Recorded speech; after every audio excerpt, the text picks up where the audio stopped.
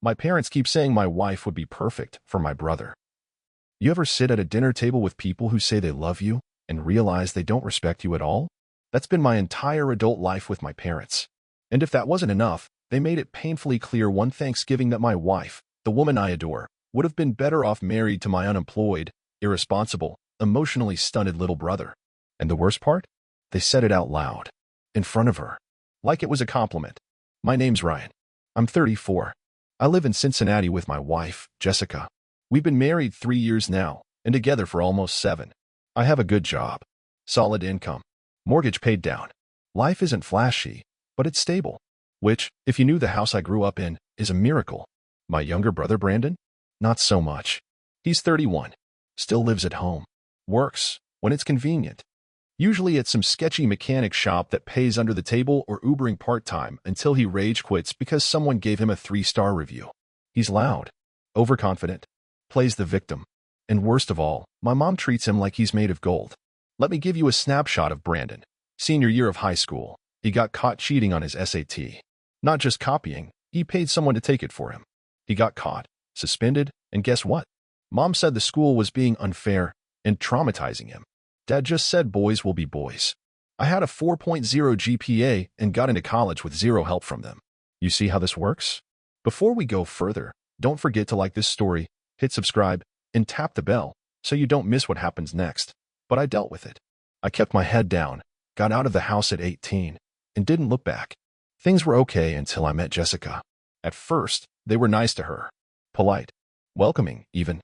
My mom would call her smart and classy and say, "You're such a good influence on Ryan." But the second they saw how serious we were, everything changed. They started comparing, and it always went the same way. Brandon needs a woman like Jessica, someone who could help him get his life together. Imagine if Brandon had someone like her. He'd be unstoppable. Jessica, you have such a calming energy. You'd make a great match for someone, passionate. I asked what the hell that meant once. My mom smiled and said, "Well, Brandon has fire. You've always been more quiet." Jessica didn't say much at first. She thought they were joking. But after the 5th or 6th time, she started pulling away. She didn't want to go to dinners, didn't want to come to Christmas. And honestly, I couldn't blame her. But I kept pushing. They don't mean it like that. It's just awkward jokes. It's Brandon being Brandon. Turns out, I was just making excuses for abuse with better table manners. The moment that cracked everything happened at my dad's 60th birthday. We were all at a restaurant. Big table. Too many people. Too many drinks. And my mom, wine in hand, said this. "You know, if Brandon had met Jessica first, we might be celebrating their anniversary tonight." Dead silence. Jessica looked at me, and I knew then I'd failed to protect her from people who were supposed to be my family. Brandon laughed. "Too bad, huh? Guess you settled for the quiet one." I looked straight at him and said, "You couldn't handle a woman like her. That's why you date girls who think hot Cheetos are a personality." He lunged across the table. My dad had to pull him back. Mom screamed at me for embarrassing the family. We left. Jessica cried the whole ride home. And that's when I decided I wasn't doing this anymore. But walking away from toxic family? It's not one clean break. It's a war. And this? That was just battle number 1. Because Brandon wasn't done. Not by a long shot. And neither was my mother. Let me also tell you about our wedding and how my mom decided she could ask my fiancé to walk away. Our wedding was supposed to be one of the best days of our lives. Instead, it was the day my mom all but begged my fiancé, now my wife, to walk away. And the craziest part? She didn't even try to be subtle about it. It's funny, the things you remember about your wedding day. Some people remember the music. Some, the vows. Me? I remember standing outside the bridal suite, minutes before the ceremony, and hearing my mom say, "You still have time, Jessica. You don't have to go through with this if you're not sure." Let me back up. The year before our wedding had been tense. After Brandon's little, "You look good in that dress" stunt, and the boundary-stomping dinners, Jessica had made her position clear. "I'll marry you, Ryan, but I don't want your family anywhere near the planning." I agreed. We didn't ask for money, didn't ask for help, didn't even want them to give a speech. But of course, they couldn't stay out of it. My mom called constantly. "Why isn't Brandon in the wedding party? Why are we sitting so far from the altar? Are you seriously not having a mother-son dance?" I finally snapped. "Because I don't want you turning the happiest day of my life into another game of make everything about Brandon. That's not fair, Ryan." You know what's not fair? Watching my wife flinch every time my own family opens their mouths. She's dramatic. No. She's patient. Too patient. And you've pushed her far enough. The morning of the wedding, we kept everything separate. I got ready with my groomsmen. Jessica had her girls. And my parents were kept at a safe distance until my mom found a way in. One of the bridesmaids had stepped out. Jessica was alone. And somehow, my mom got into the room. Later, Jessica told me how it went down. She was putting on her earrings. The door opened. And my mom stood there, clutching a little silk handkerchief like she was in some black and white soap opera. You look beautiful. Thank you. I mean it. You're breathtaking. I appreciate that. Then came the pause. Jessica, I just want you to know, you don't have to do this if you're not ready. Jessica froze. Excuse me. Marriage is a big decision. And I know Ryan can be complicated. He's not complicated. He's solid. Loyal. Steady. Well, yes, but he's not Brandon. Jessica blinked. No. Thank God. That shut her up briefly. But then she tried again. You know, if you ever feel like things aren't right, if you ever wonder what your life would have been like with someone a little more ambitious, are you seriously telling me to leave your son at the altar? I'm just saying, life gives us options. And sometimes we choose out of comfort, not passion. Passion? You mean like the kind Brandon has? Exactly. Jessica turned, stared her straight in the face, and said, do me a favor. Go sit down. And keep your mouth shut until we say, I do. I didn't hear about it until after the ceremony. Jessica didn't want to ruin the moment. But as we sat in the car on the way to the reception, she grabbed my hand and said, your mother tried to talk me out of marrying you. 5 minutes before I walked down the aisle. I nearly slammed on the brakes. She what? Don't worry. I shut it down. I felt heat rise in my chest. I'll talk to her. No, you won't. Not today. Today, we celebrate. But eventually, you're going to have to decide what kind of husband you want to be. That one hit hard.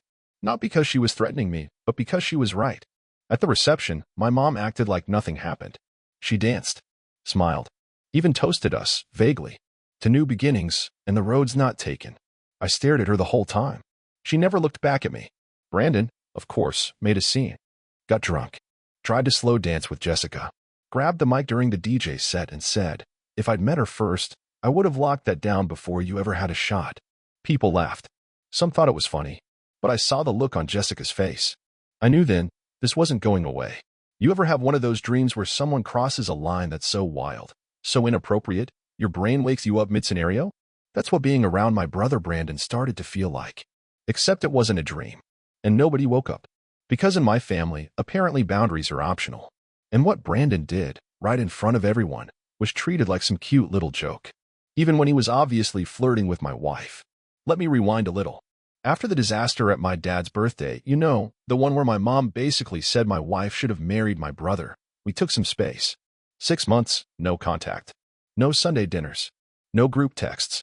No checking in. And I felt free. Jessica even smiled more. But I should have known they wouldn't stay quiet forever.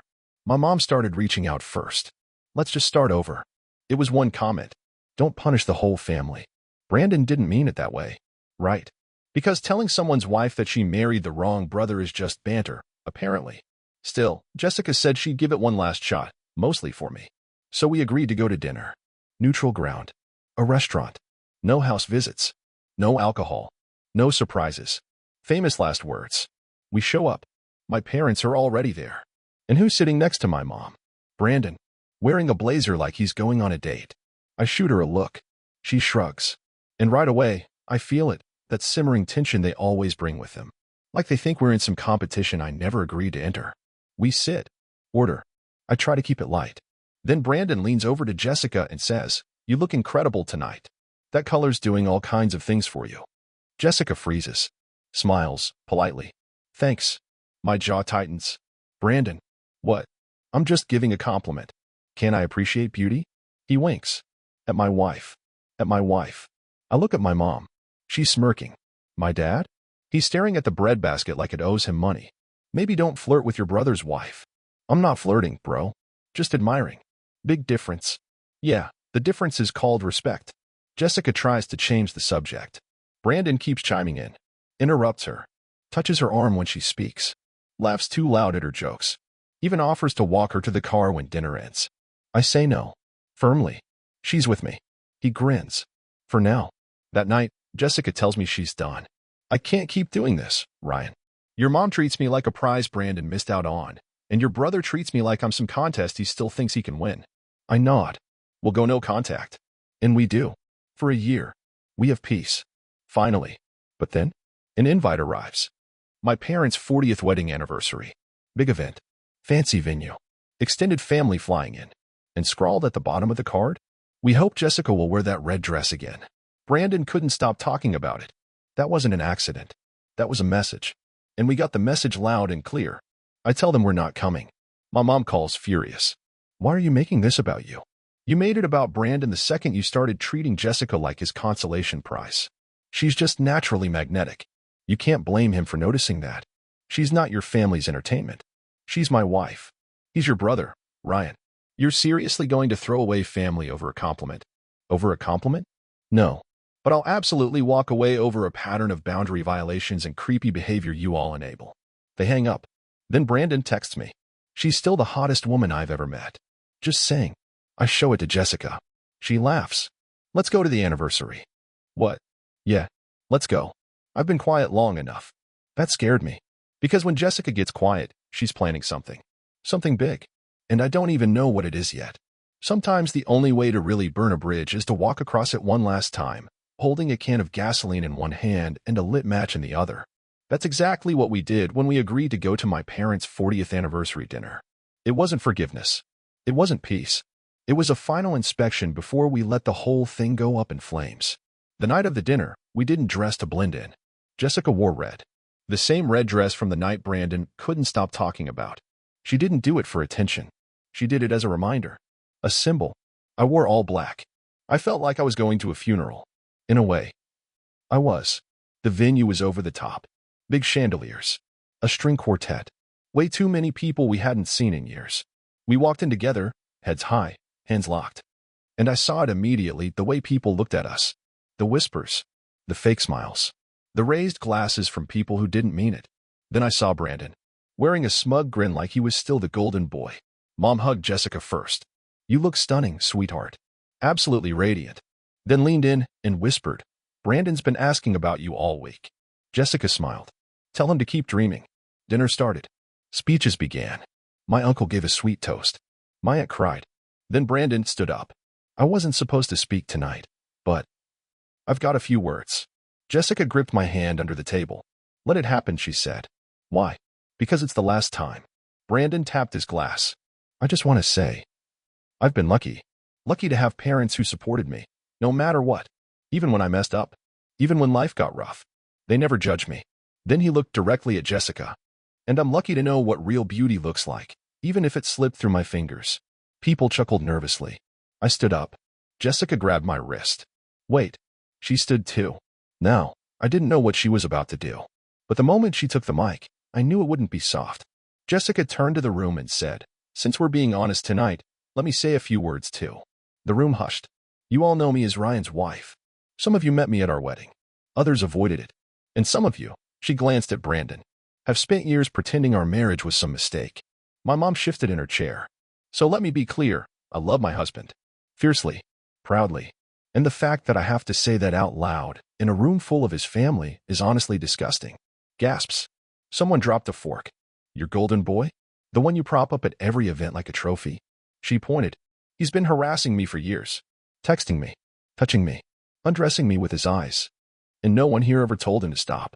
In fact, you encouraged it. Brandon stood. That's a lie. Jessica didn't flinch. You texted me the night before my wedding. You said, you still have a choice. I blocked you. You used fake numbers. I have the screenshots. She pulled out her phone. Held it up. You want to keep playing? I'll show the entire room. Brandon turned red. You're crazy. Jessica laughed. And your mom? The queen of denial. She turned to my mother. You pulled me aside on my wedding day and told me I could still back out. You said Brandon had passion. More gasps. My dad stared at my mom. You said what? She stammered. I was just nervous for her. Jessica wasn't done. And since we're airing things out, maybe you should all know that this perfect marriage you're celebrating? She took a deep breath. Your husband cheated on you in 1996. With Aunt Marcia. Silence. My dad's face went white. My mom's mouth dropped open. Marcia, sitting 3 tables down, dropped her wine glass. And that was it. No more pretending. No more smiling. No more family dinners. We left. Didn't say goodbye. Didn't look back. Just walked out of the venue while half the room stared in shock and the other half whispered so loud it echoed down the hallway. In the car, I looked at Jessica. You didn't have to say all that. Yes, I did. Why? Because I will never let anyone rewrite my story. And I won't be part of a family that treats me like an object. We just blew up everything. No. They lit the fuse years ago. We just watched it burn. There's a line. A point where dysfunction stops being uncomfortable and becomes dangerous. Where family drama turns into something darker. That line? Brandon crossed it. And this time, there was no walking it back. 3 months after the anniversary dinner, the one where Jessica lit a match and watched my mother's image of a perfect family go up in flames, things were calm. Too calm. No calls. No emails. No texts. Just silence. And then, out of nowhere, Jessica got a message. From an unknown number. You looked even better pregnant than I imagined. Let me rewind. We'd just announced the pregnancy a week earlier. Quietly. Just a photo of our hands over her stomach. No gender reveal. No fireworks. Just joy. It was our moment. And somehow, he still found a way to taint it. Jessica showed me the message. Didn't say a word. Just handed me her phone and walked into the bedroom. I stared at the screen. Read it again. Then again.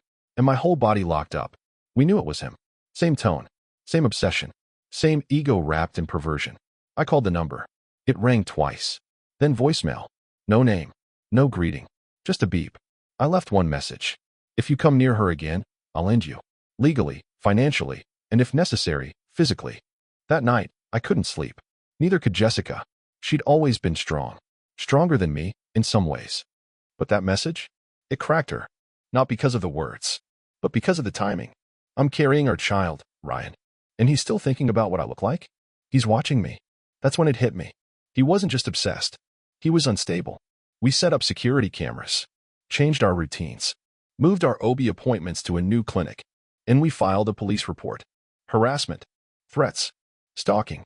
It felt surreal, saying my brother's name to a detective. Brandon Pierce, age 31, lies with our parents. The officer just nodded like this wasn't new. You're not the first person to report this kind of thing, but it helps that you have a paper trail. We gave them the texts, the screenshots, even the ones from our wedding week that Jessica had saved but never told me about. The moment that changed everything was when Jessica caught him at the grocery store. She was 6 months pregnant, standing in the cereal aisle, trying to grab a box from the top shelf. And he was behind her, just standing, watching, didn't say anything, didn't touch her, just stared, until she turned around, saw him, and froze. She told me later, I wasn't scared of what he'd do. I was scared because he didn't look surprised to see me, like he knew I'd be there. She left the cart, walked straight to the car, called the police, and this time, they arrested him. Trespassing, violation of a protective boundary, intent to intimidate. He screamed the whole time, "This is my sister-in-law. You can't arrest me for being in a grocery store." But they did, because they'd seen enough. My parents? They posted bail. Of course they did. Called me that night. Dad first. This is out of control, Ryan. You think I'm the one who lost control? He didn't do anything. He just stood there, while my pregnant wife was alone. After sending her that message, that wasn't him. Don't lie for him. Then Mom got on the phone. How dare you humiliate this family like that? You had him arrested? Your own brother. He's not my brother anymore. You don't get to erase family. No, but I get to protect mine. From what? A bad joke? From a predator? Silence. Then she said it. The final nail. You've always been jealous of him. I laughed. Genuinely. You're sick. Then I hung up. Blocked them both. Brandon got a restraining order. Had to stay at least 200 feet away from Jessica. No contact. No social media. Nothing. And for the first time in years, we breathed. Not fully. Not yet. But the air was a little clearer. Then came the court date. He pled not guilty. Tried to spin it. Said Jessica was flattered. That she played along. That I was overreacting because I know she wanted him. Even his lawyer looked uncomfortable. The judge didn't buy it. 3 months in county jail. Probation after that. And mandatory therapy. Not for healing. For containment. The day he was sentenced, Jessica looked at me and said, "Do you think you'll ever stop?" No. Then we don't stop either. What do you mean? We tell the truth. Loud. Clear. And permanent. She made a post that night. No photos. Just a black screen and white text. For years, I stayed quiet to keep peace with people who never deserved my silence. That ends now. The story went viral. Not because of Brandon, but because of the pattern. Because too many people had a Brandon, and too many people had parents who defended him. We didn't expect what happened next, but it changed everything. There's this lie people love to tell, that blood is thicker than water. But they always leave out the second part. The full phrase is, the blood of the covenant is thicker than the water of the womb. Which means the family you choose is stronger than the family you're born into. I used to roll my eyes at quotes like that. Now, I tattooed it on my soul. Because after everything we went through, the harassment, the gaslighting, the betrayal from people who were supposed to protect us, I finally saw my family for what it really was. Not broken. Rotten. Brandon was in jail for 93 days. He didn't write, didn't apologize, didn't even try to manipulate. Just disappeared into the system the way people like him always swear they're too special to end up in. And when he got out, he didn't go home. Because my parents weren't living together anymore. It started with whispers. A distant cousin messaged me on Facebook. Hey, is it true your dad filed for divorce? I didn't believe it at first. Then a week later, I got a letter, certified mail, from my father. Inside, a 2-page note. No greeting, no warmth, just facts. Ryan, I'm leaving your mother. The affair from the past resurfaced. I won't go into detail, but you were right. The anniversary dinner confirmed things I'd ignored for too long. Brandon is staying with her. I've cut ties with them both. I'm not writing for reconciliation, just closure. You were right to protect your family. I failed to protect mine. It was the first honest thing he'd ever sent me. A week later, Jessica gave birth. A daughter. Healthy, loud, beautiful. We named her Violet. And as I held her in my arms, I felt something I hadn't felt in years. Peace. No buzzing phone. No fake smiles. No wondering if someone in the room was secretly rooting against me. Just peace. And this tiny person who had no idea how hard we'd fought just to give her a life without chaos. The day we brought Violet home, there were flowers on the doorstep. No card, but I knew who sent them. The handwriting on the label was familiar, rounded, trying too hard to be elegant.